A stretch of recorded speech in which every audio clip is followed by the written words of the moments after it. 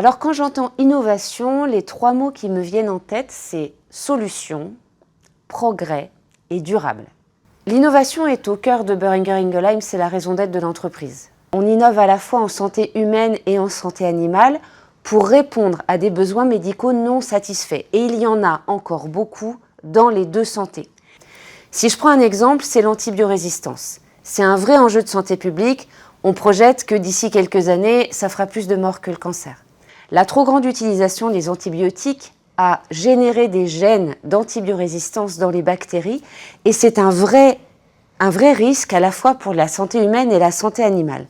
C'est pour ça notamment qu'on a créé une joint venture avec Biomérieux et Evotech qui s'appelle Eurobac et qui sera basée à Lyon et qui a pour objet de trouver de nouvelles solutions thérapeutiques, soit chimiques, soit sur des nouvelles modalités pour résoudre ce problème.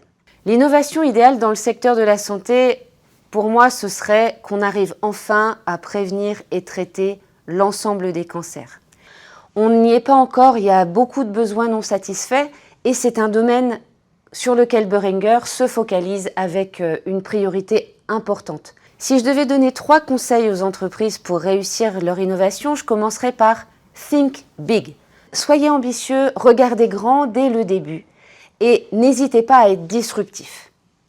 Le deuxième conseil, ce serait de fail fast, c'est-à-dire essayer, notamment les approches disruptives, pour vérifier ce qui marche et ce qui ne marche pas. Abandonner rapidement ce qui ne marche pas pour ne pas s'épuiser.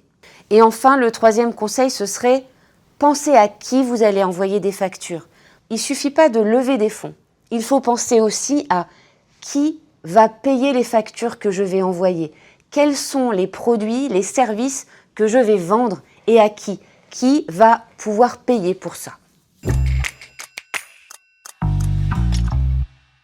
On sort d'une pandémie de Covid, on sait que d'autres pandémies peuvent arriver. Moi, je rêverais d'une solution indépendante du pathogène qui permettrait de bloquer une épidémie avant qu'elle se transforme en pandémie, avant qu'elle ne se répande dans le monde entier et nous enferme tous chez nous.